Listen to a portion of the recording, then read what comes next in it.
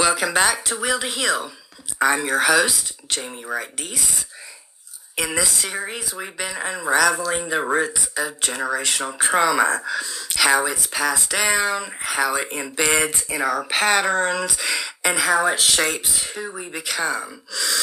Today, we're talking about something often ignored in the healing conversation, how trauma physically changes the brain. Trauma doesn't just live in the past. It lives in your body. And most importantly, it rewires your brain. Let's talk about the two major players that makes this happen. Okay, the amygdala is what you can think of as like the prehistoric brain. It's primitive, it's instinctual, it's here to keep you alive. When you experience trauma, the amygdala becomes hypersensitive. It scans constantly for danger, whether there is any danger there or not. And once it's stuck in the on mode, everything becomes a possible threat. Then there's the prefrontal cortex, and I call this your awake self. This is the part of the brain that can pause. It can reflect, and it can make sense of what is happening. This is the part of you that says, wait, let's think before we react.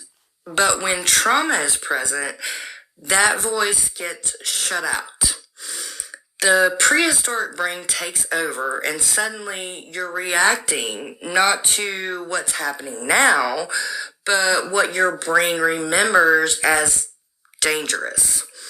It's not drama, it's not overreacting, it's your brain doing exactly what it's trained to do, which is survive. Now let's talk about when that rewiring happens early, like during childhood. When a child grows up in a household filled with yelling, instability, silence, emotional neglect, or abuse, their brain just doesn't learn to cope. It develops around that experience. The amygdala stays on high alert, and the prefrontal cortex doesn't get enough time to practice calming things down. And that child becomes someone who is always bracing for the worst, even into adulthood. They may read too much into people's tone of voice. They may avoid confrontation because their nervous system associates it with danger. They may struggle to trust calm moments because they're waiting for, the crash out. But the damage doesn't stop at emotional irregulation.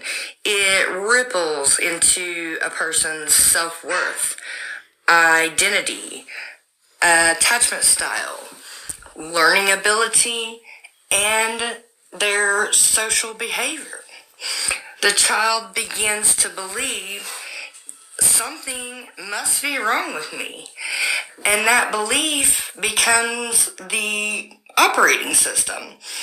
We'll be unpacking these childhood wounds in full during an upcoming series. But I wanted to touch on them here because so much of what we call adult dysfunction is really unhealed childhood pain. So how do we change it? This is where healing becomes not just emotional, but neurological in nature. The brain has something called neuroplasticity, which means it can adapt, change, and rewire even after years of trauma. Here's how it works. The key ingredients are safety and repetition. You start to teach your brain, I'm not in danger anymore. I don't have to live in self-defense mode. I can feel, think, and respond to situations differently. And you don't do it once. You do it again and again through daily habits that might enforce calm, presence, and emotional safety.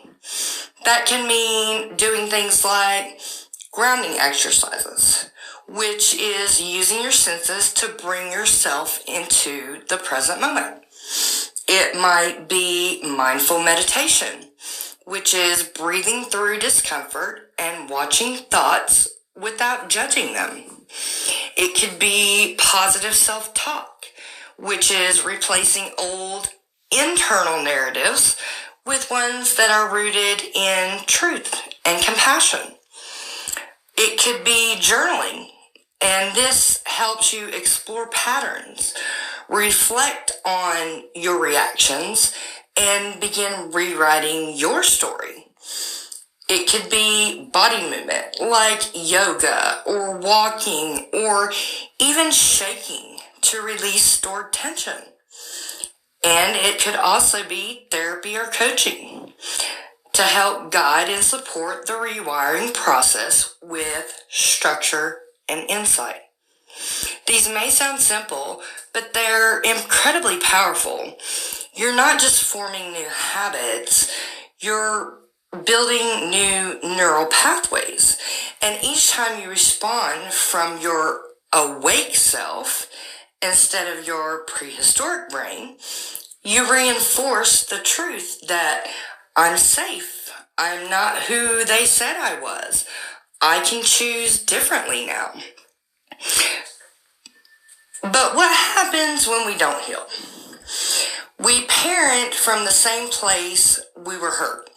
We react to our children not based on them, but based on the pain we haven't dealt within us. A parent who never learned emotional regulation can't model that for their child.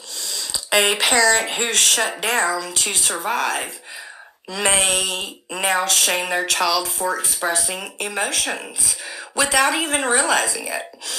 And the impact on that child, it reaches every part of who they are. Emotionally, they may become anxious, avoidant, or volatile. Mentally, they may struggle with self-esteem, attention, or identity. Socially, they may withdraw or constantly people please. Physically, they may develop chronic tension, illness, or fatigue. Spiritually, they may feel disconnected from their worth or purpose in life. It's not always intentional, but the cycle continues not because we're bad parents, but because no one taught us differently. That is why healing is revolutionary, because when we do the work to rewire ourselves, we give our children a different blueprint to go by. We stop handing down pain as if it's an inheritance. We say, it ends with me, and we mean it.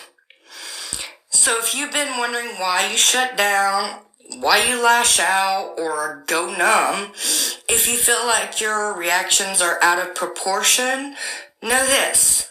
It's not because you're broken. It's because your brain was protecting you. And now you're learning to protect yourself differently. You're learning to live awake. Thank you for listening to Will to Heal. In our next episode, we'll explore the body, how trauma hides in posture, chronic pain, and the nervous system. Because trauma doesn't just live in your mind, it lives in your muscles. And healing is a full body experience. Until then, be kind to yourself. And remember, we all have the will to live, heal inside us.